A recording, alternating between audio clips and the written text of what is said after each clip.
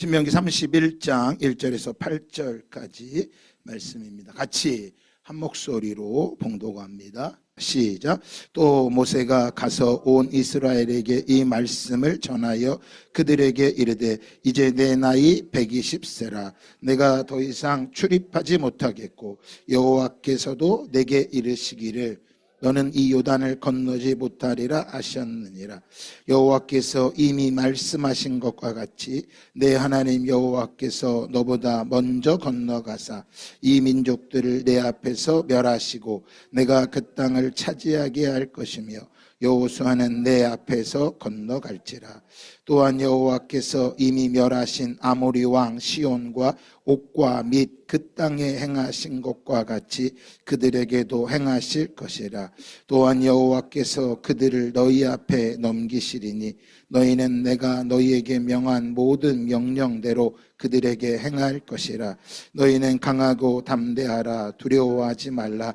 그들 앞에서 떨지 말라. 이는 내 하나님 여호와 그가 너와 함께 가시며 결코 너를 떠나지 아니하시며 버리지 아니하실 것임이라 하고, 모세가 여호수아를 불러 온 이스라엘의 목전에서 그에게 이르되 너는 강하고 담대하라. 너는 이 백성을 거느리고 여호와께서 그들의 조상에게 주리라고 맹세하신 땅에 들어가서 그들에게 그 땅을 차지하게 하라.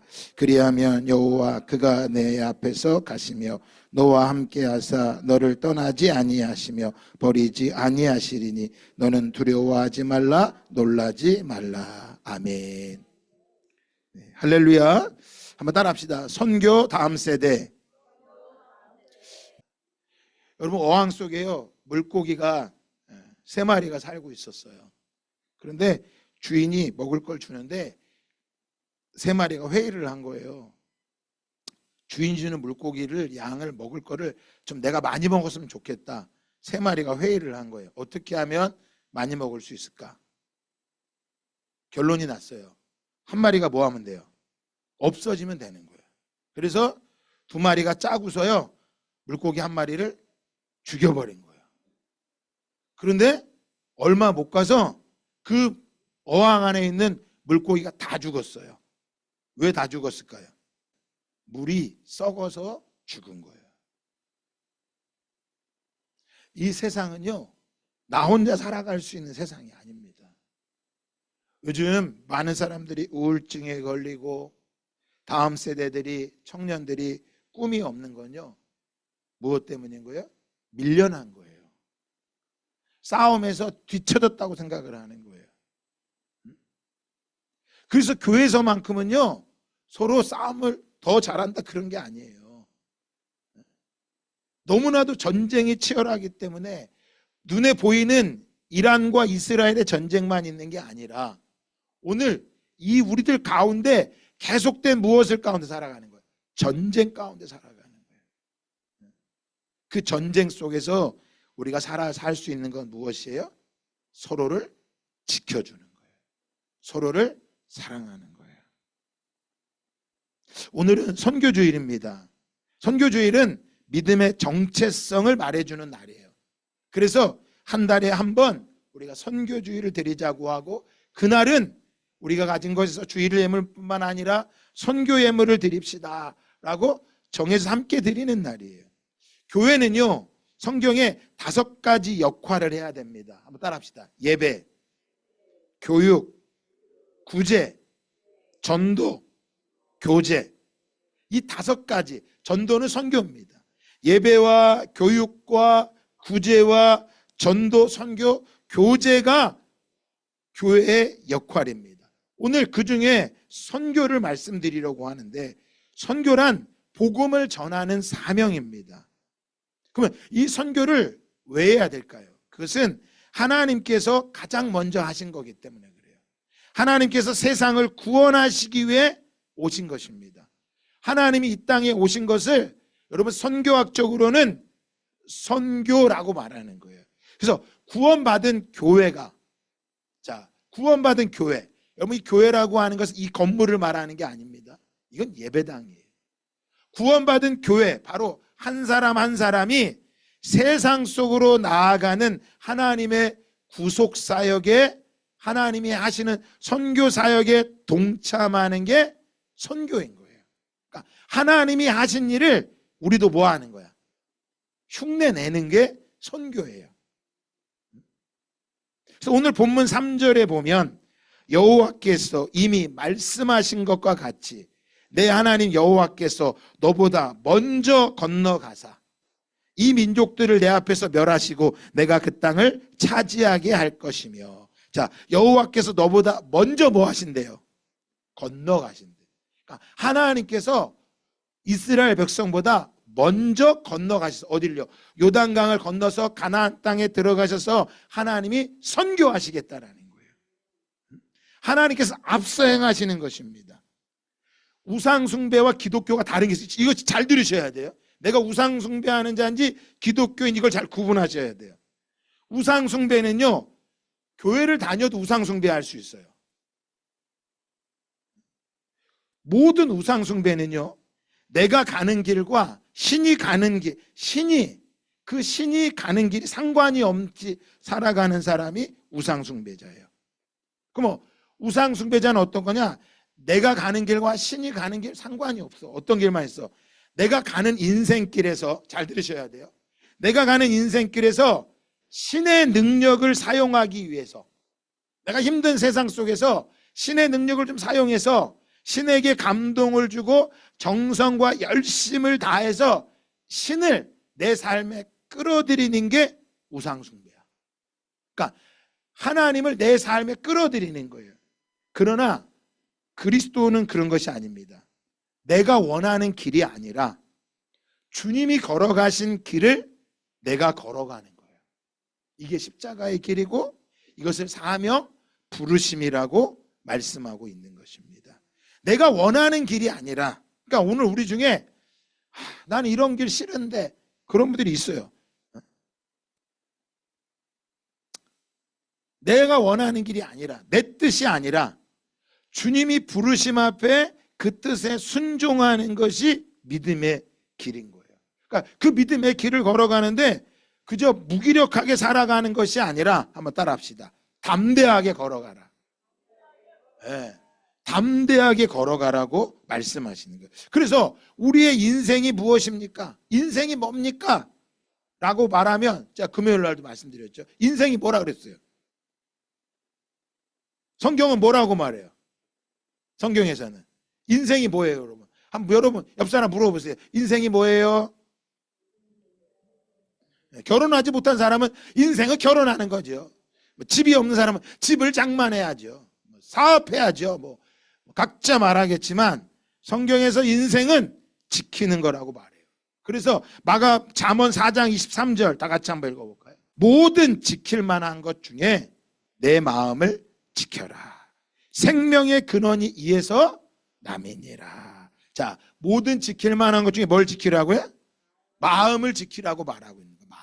그러니까 인생이 뭐냐? 지키는 거예요. 뭘 지키는 거야?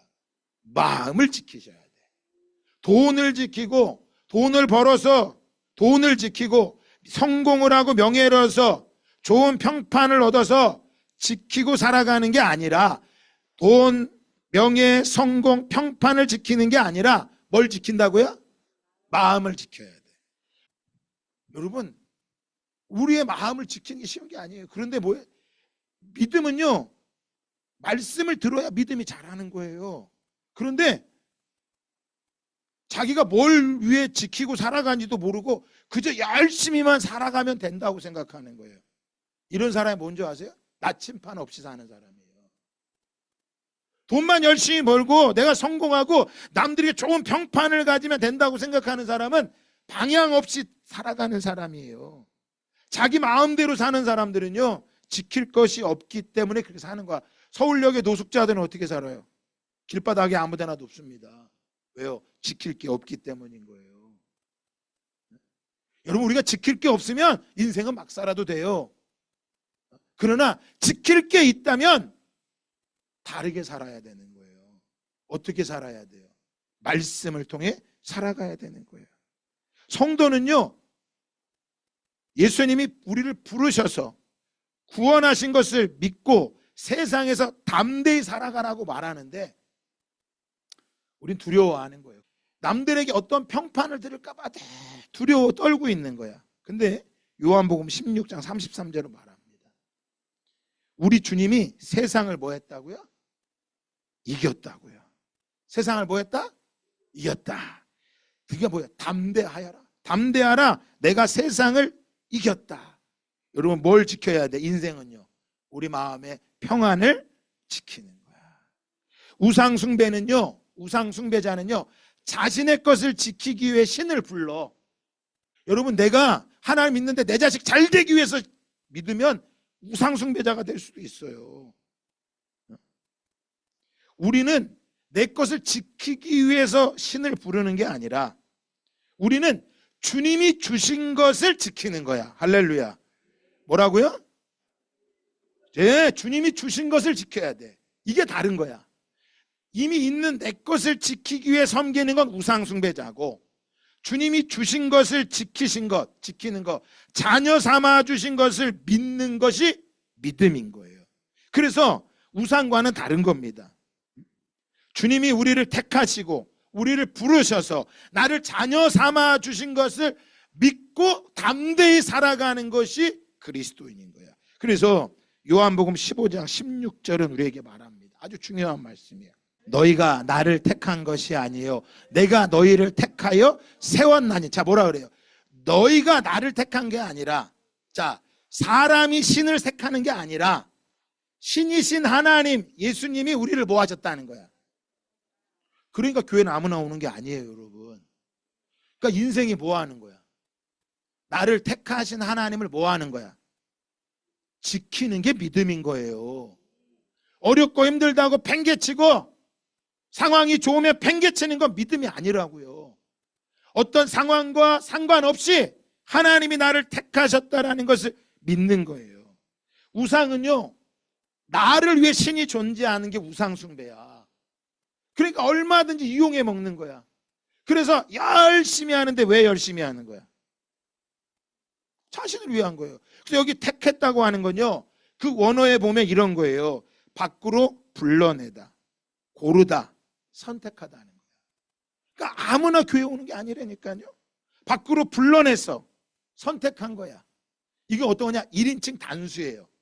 복수가 아니라고. 이신 저신이 선택하는 게 아니라 1인칭 단수. 하나님께서, 예수님께서 내가 너를 선택했다는 거야. 밖으로 불러내었다는 거야. 어디로요? 이 세상에서 끄집어내었다는 거야.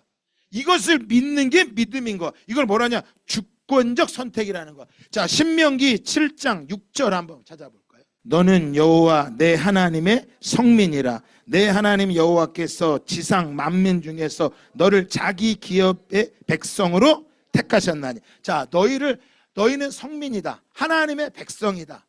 근데 네가 하나님의 백성이 된 건 네가 잘나고 똑똑해서 괜찮아서가 아니라 내가 너를 뭐 했다? 택하였다. 자, 7절 뒤요. 여호와께서 너희를 기뻐하시고 너희를 택하심은 너희가 다른 민족보다 수요가 많기 때문이 아니니라. 너희는 오히려 모든 민족 중에 가장 적으니라. 야, 내가 너 적은데도 널 택했어. 8절 뒤요. 여호와께서 다만 너희를 사랑하심으로 말미암아. 왜 택하신 거야? 사랑하시기 때문에 택하셨다라는 거예요. 또 너희 조상들에게 행하신 맹세를 지키려 하심이라. 말미암아 자기의 권능의 손으로 너희를 인도하여 내시되 너희를 그 종되었던 집에서 애굽 왕 바로의 손에서 뭐 했다? 뭐 한 거야? 바로의 집에서 아까 이집트에 살던 너희를 끄집어내서 너희를 씻겨서 너희를 새롭게 해서 너희를 내 백성으로 뭐 했다? 삼으셨다라고 말한 거예요. 이걸 무슨 선택이라고 말할까요? 따라합시다. 주권적 선택. 네. 그러니까 오늘 내가 예수를 믿는 걸 주권적 선택이 아니라 내가 선택하고 하는 사람, 믿는 사람들은요, 지 기분 따라서 하는 거야. 오늘은 기분 좋으니까 일찍 가고, 기분 나쁘니까 안 가고, 기분 좋으니까 헌금 드리고, 기분 나쁘니까 안 드리고. 이게 아니에요. 하나님의 주권적인 선택이라는 거야. 내를 하나님이 선택하셨어. 나를 자녀 삼아 주셨어. 이게 뭐 해야 돼? 감격이 돼야 돼. 이게 감사가 돼야 돼. 나를 선택하신 게 감동이 돼야 돼. 이래야 연세 드신 분들 치매 안 걸립니다. 감사와 감동과 감격이 있어야 돼. 그런데 나를 택하신 게 뭐해? 부담스러워. 제가 지난주에 얘기했잖아요. 우리 사모님이 오후에 어린이집 가니까 내가 너무 뭐 했다고, 좋았다고. 오늘 이번 주 금요일 날 아침부터 갔어. 그러더니 주일 목요일 저녁이 된 얘기하는 거야. 여보, 당신 내일 너무 좋겠네. 왜? 내일 아침부터 저녁까지 내가 없잖아.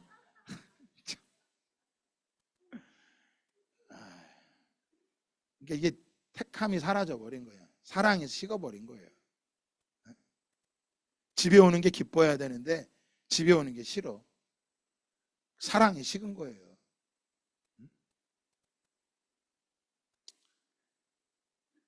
여러분, 우리를 택하신 거라니까. 이 택하심을 잃어버리면 정성을 들여야 된다고 생각하는 거예요. 그게 아니라 자유한 겁니다. 그래서 에베소 1장 4절에도 말합니다. 곧 창세전에 그리스도 안에서 우리를 택하사. 언제 택하셨다고요? 창세전에 택하셨대. 고린도전서 1장 27절도 말합니다. 하나님께서 세상에 미련한 것들을 모아서 택하사. 똑똑한 사람들이 예수 믿는 거 아니에요. 미련한 것들이 택함 받는 거예요. 그러니까 똑똑해지기 위해 살아가는 게 아니에요. 자녀들한테 너 똑똑해라라고 말하면 안 돼요. 도리어 뭐라 그래야 돼? 하나님 너를 택하셨다. 좀 부족해도 하나님 너를 택하셨어. 그걸 가르쳐줘야 돼. 마가복음 13장 20절도 말합니다. 자기가 택하신 자들을 위하여 따라합시다. 그날을 감하셨느니라. 마지막 심판의 때에 하나님께서 택하신 자들을 위해서 그 고통을 감해 주신대. 그러니까 오늘 내가 삶이 힘들고 어렵다 할지라도 하나님 나를 택하셔서 하나님 이 고통을 나에게 뭐 해주십시오? 감하게 하여 주십시오. 이것을 어떻게 고백할 수 있어요? 하나님의 주권적인 은혜와 선택이 아니면 고백할 수 없는 거예요. 안 되면 뭐라 그래? 왜 나만? 왜 나만? 왜 나만? 그리고 앞을 보는데 답답해 보이는 거예요. 아까 찬양할 때 그랬죠. 우리의 인생은요, 하나님이 나와 함께 하시는 건요, 앞을 보는 게 아니에요. 앞을 보면 다 불안해서 못 가. 뭘 보는 거냐? 뒤를 돌아보는 거야. 하나님이 나와 뭐 하고 계시다? 함께 하신 걸 믿고 또 가는 거예요. 그래서 성경의 예언은요, 인생의 미래를 맞추는 게 아니야. 무당은요, 미래를 맞춘다고 말해. 성경에서 예언자들은요, 미래를 말하는 게 아니라 네 과거를 뒤돌아보라는 거야. 과거에 하나님이 어떻게 말씀하셨는지를 보라는 거예요. 그래서 성경을 보지 않는 사람은 미래가 늘 불안해서 택하심을 잃어버리고 신을 이용해 먹으려고 하는 거야. 교회는 구원의 방주입니다. 노아가 하나님을 경외했고요, 하나님의 말씀에 순종해서 방주를 만들었습니다. 그는 홍수를 보지 못했어요. 알지도 못했어요. 그저 하나님의 말씀을 믿고 순종했어요. 그거를 경외했다라고 말합니다. 그때 모든 사람이 홍수에 멸망받을 때 노아와 그의 가족은 뭘 받았을까요? 구원을 받은 것입니다. 그래서 디모데전서 2장 4절은 우리에게 말합니다. 한번 다 찾아보겠습니다. 디모데전서 2장 4절 한번 같이 한번 읽어보겠습니다. 시작. 하나님은 모든 사람이 구원을 받으며 진리를 아는 데 이르기를 원하시느니라. 자, 하나님은 모든 사람이 뭘 받기 원하신다고요? 여러분, 구원받기. 하나님이 택한 사람은 구원을 하시기를 원하신다라는 거야. 그럼 여기서 구원이라고 하는 것은 헬라어로 소데나이라고 하는 건데, 이게 뭐냐면 건져내다, 치유하다, 보존하다라는 뜻을 갖고 있어요. 그러니까 구원한다라고 하는 것은 단순히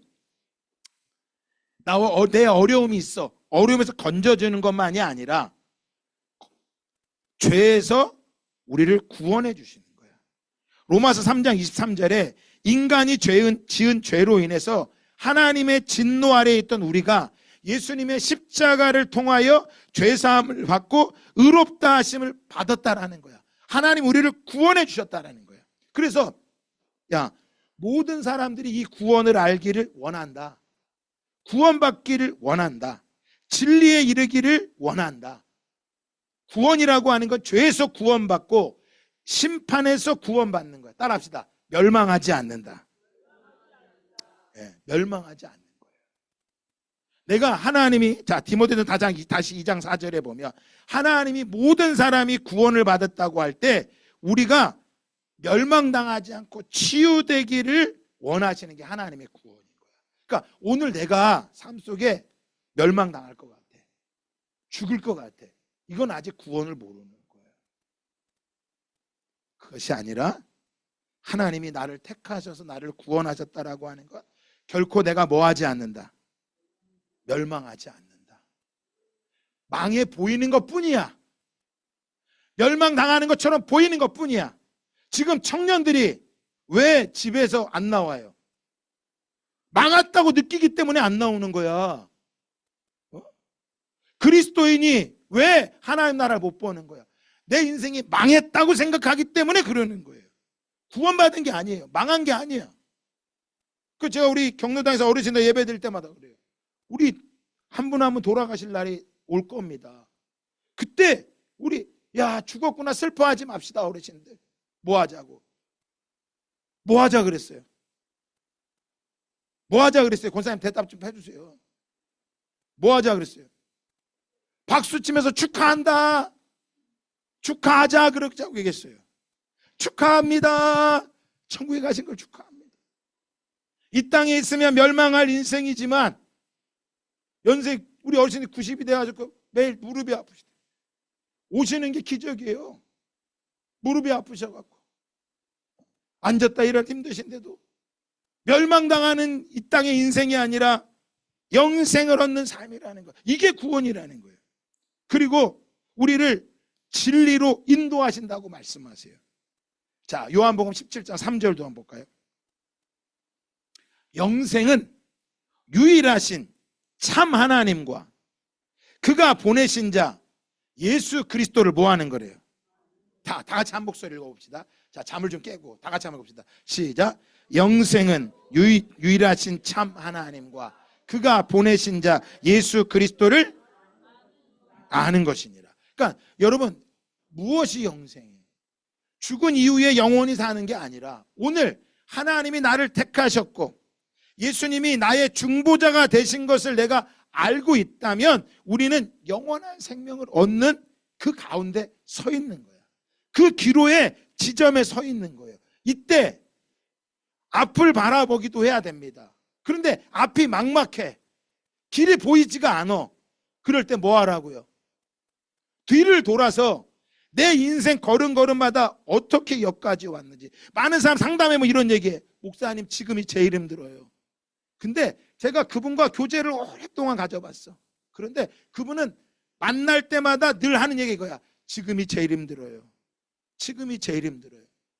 한 번도 지금은 목사님 옛날에 비하면 견딜만해 이렇게 얘기하는 분이 없어. 늘 지금이 제일 힘들대. 아니에요. 과거를 견디고 갔다면 오늘도 뭐 한 거야? 과거에 비하면 뭐 한 거야? 수월한 거야. 왜? 주님 앞에 가까이 갈 날이 남았으니까. 오늘 모세는요 고별 설교는 하는 내용이에요. 구원의 설교이고 선교를 선포하는 것입니다. 가나안 땅에 들어가서 이스라엘 백성들이 어떻게 해야 될 것을 말씀하고 있는 거예요. 보세요. 이스라엘 백성들이 가나안 땅에 들어갔을 때 무엇을 해야 되는지를 어디를요? 뒤를 돌아보면서 이야기해 주는 거야. 그러니까 자꾸 앞이 안 보인다고 막막하다고 말하지 마시고요. 예언자들은요 뒤를 보는 거예요. 하나님이 어떻게 이곳에 오셨는지. 그래서 디모데전서 2장 4절도 말해요. 하나님은 한 분이시고 하나님과 사람 사이의 중보자도 한 분이시고 곧 사람이신 그리스도 예수라. 그가 모든 사람을 위하여 자기를 뭘로 주셨으니 대속물로 주셨으니 기약이 이르러 주신 증거니라. 그러니까 여러분 구원은 뭐예요? 예수 그리스도를 아는 게 구원인 거예요. 가나안 땅에 들어가서 이스라엘 백성들이 해야 될 것은 다른 게 아닙니다. 모세의 인생을 여러분 성경을 보신 분들은 알 거예요. 모세의 인생이 어땠어요? 그는 어릴 때 환영을 받지 못하고요. 죽을 수밖에 없는 버림받은 인생이었어요. 그래서 나일강에 뭐예요? 떠내려갔던 그 갓난아기, 8개월이 된 그 갓난아기가 나일강에 버려진 아이였어요. 그리고 엄마도 아닌 공주의 아들로 살아가야 되는 인생이었어요. 여러분, 엄마가 나와서 엄마가 하고 길러서 엄마랑 같이 사는 게 복이야? 아니면 공주의 아들로 사는 게 복이에요? 우리로 말하면 뭐야? 엄마가 나를 낳아서 엄마가 나를 사랑으로 길러주는 게 복이야? 아니면 삼성그룹 이건희 아들로 사는 게 복이야? 지금 그 얘기인 거예요. 그런데 모세는 그걸 알았어. 자기가 바로의 공주의 아들로 사는 게 좋지 않다는 걸 아는 거야. 그래서 히브리서는 말한 거예요. 공주의 아들임을 거절하고 하나님의 백성들과 하나님의 자녀들과 하나님의 사람들과 함께 고난받기를 원한다고 말한 거예요. 그가 오늘 인생을 마무리하면서 마지막으로 전하는 말씀이 얼마나 중요한 말씀이겠어. 그래서 2절에 보면 그가 말합니다. 내 나이 이제 120세라. 나는 더 이상 출입하지 못하겠고 여호와께서 내게 이르시기를 너는 이 요단을 건너지 못하리라 하셨느니라. 그의 인생이 120세인데 이제 이제 숨을 거두어야 돼서 하나님께 나아가야 되는 인생이라는 거예요. 자, 인생을 마칠 때 많은 사람들이 끝날 때 뭐라 그래요? 죽을 때. 여러분 뭐라고 얘기할 거예요? 미안해, 사랑해, 고마워. 엄마가 먼저 떠나고 나면 자식들이 울면서 뭐라 그래? 엄마 미안해, 내가 잘못했어. 이러고 다 그럴 거 아니야. 남편이 먼저 떠나면 뭐라 그래? 이 왼수야, 빨리 죽지 이럴 거야? 아유, 사랑해, 고마워. 많은 사람들이 죽을 때 대부분 다 하는 얘기가 미안해, 고마워, 사랑해라고 말한다는 거예요. 그런데 우리의 그리스도인들의 삶은 미안해, 사랑해, 고마워가 아니라 오늘 이 모세가 말한 것처럼 120세를 마치면서 따라합시다. 다 이루었다. 네, 다 이루고 사시길 바랍니다. 그래서 살아있는 동안에 많이 사랑하세요. 살아있는 동안에 좀 많이 고마워하시고요. 살아있는 동안에 많이 미안해 하세요. 왜 죽은 다음에 미안해, 사랑해, 고마워 무슨 소용이 있냐고.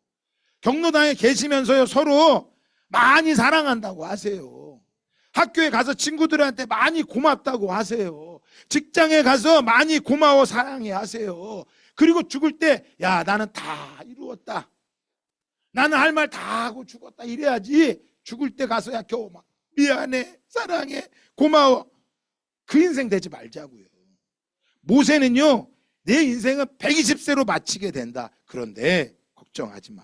3절에 하나님께서 네 앞서 건너가서 일하실 거다. 너를 인도해 주실 것이다.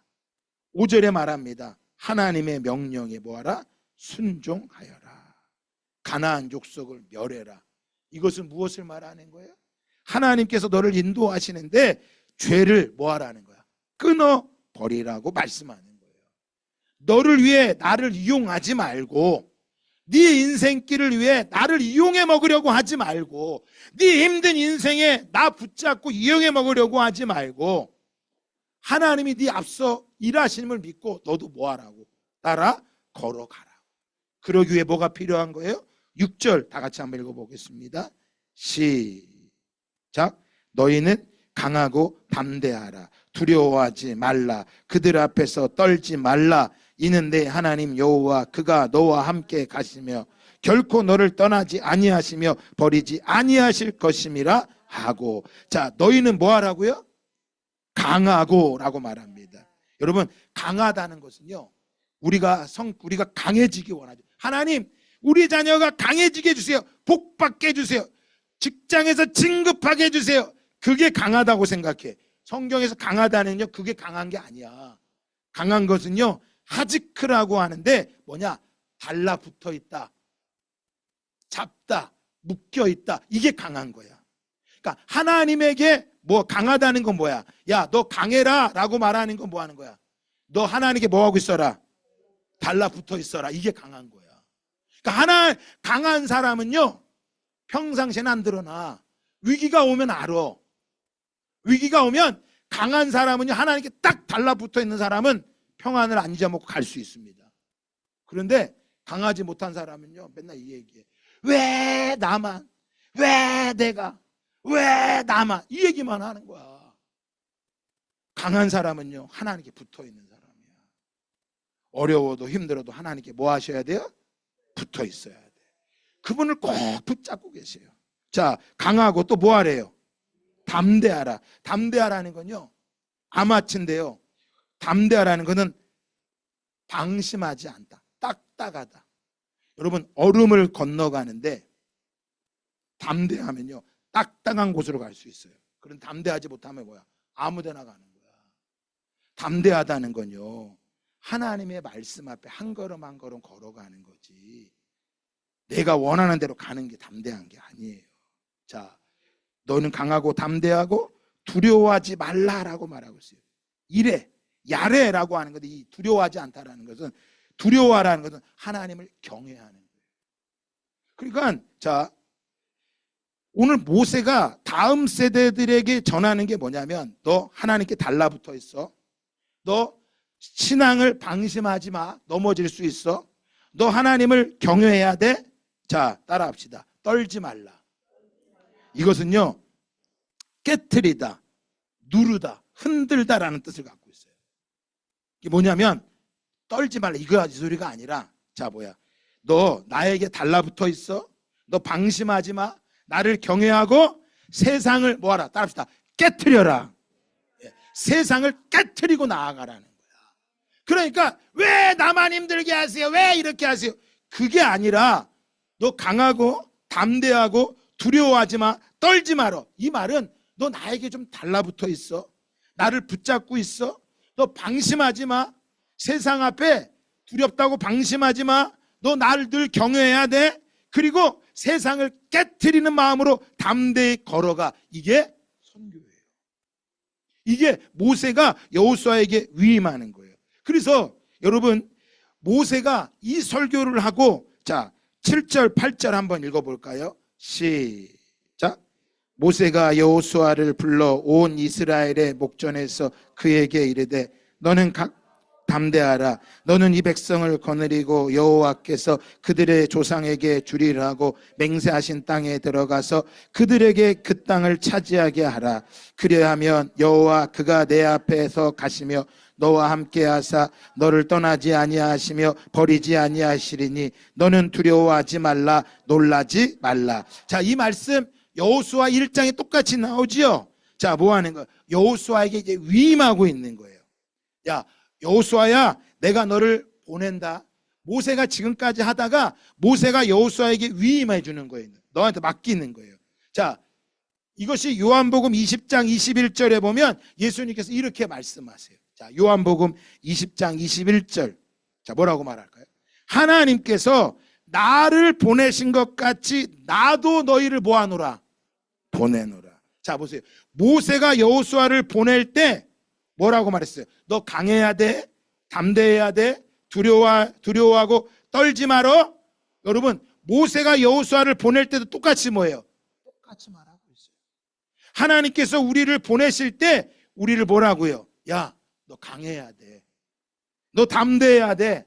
너 두려워하지 마. 너 떨지 말어. 여러분, 선교는 왜 할까요? 선교를 왜 하자고 말할까요? 아니, 맨날 헌금, 선교 헌금까지 왜 드려야 될까? 라면 왜 해야 될까? 오지도 않는데 왜 해야 될까요? 그것은요, 바로 하나님의 영광을 위해서 하는 거예요. 세상은요, 사람들이 뭐예요? 모두 다 두려워합니다. 지금은요, 경기가 더더욱 어렵다 그래요. 힘들고 어렵고 고통스럽다고 말합니다.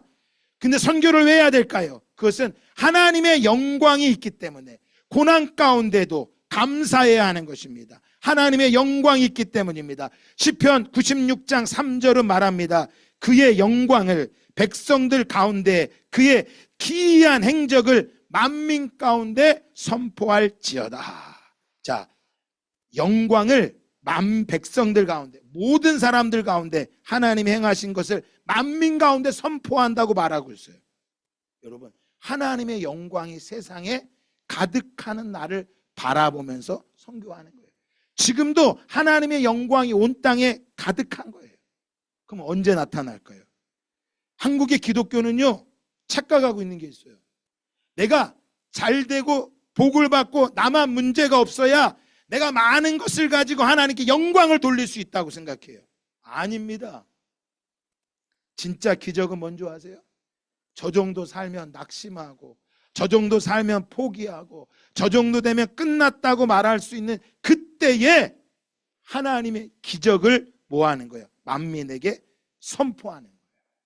그래서 우리 기독교인들은 푸른 초장으로 걸어가는 게 아니라 사망의 음침한 골짜기라 할지라도 이제 주께서 나와 함께 하시면 그곳으로 뭐 할 수 있는 거야? 갈 수 있는 게 믿음인 거고, 그게 그리스도인이에요. 왜 맨날 나를 푸른 초장으로 인도해 주지 않으십니까? 그거를 외쳐야 될 때가 아니라 사망의 음침한 골짜기라 할지라도 주께서 아니하시면 내가 그곳으로 뭐 하겠습니다? 가겠습니다. 세상은 뭘 볼까요? 우리나라 속담에 사춘이 땅 사면 배 아프다 그래요. 내가 잘 되면 사람들이 하나님이 영광 받을 것 같아요? 배 아파합니다. 제가 전에도 얘기했잖아요. 가까운 우리 감리교회에 있는데 나보다 늦게 개척했는데 그 교회가 엄청 많이 모였어. 많이 모였어. 내 후배가 늦게 개척했는데 더 많이 모였어. 그러면 내가 뭐 해야 돼? 기뻐하고 하나님의 나라가 확장되니 감사해야 돼요? 내가 배 아파야 돼? 내가 배 아프더라니까? 왜 우리 교회는 안 하고? 그리고 그런 교회는 또 좋은 권사님, 장로님들이 다 그런 교회로 가.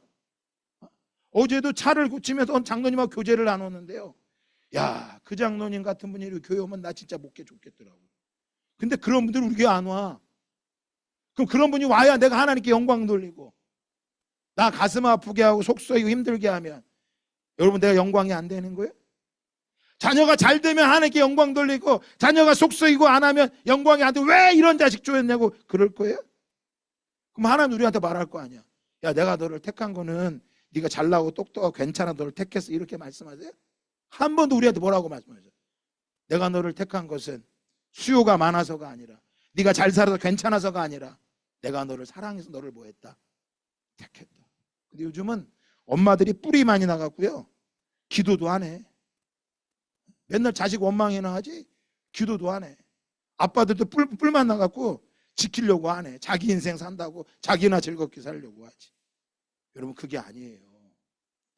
그의 영광을 백성들 가운데, 그의 기이한 행적을 만민 가운데 선포할지어다.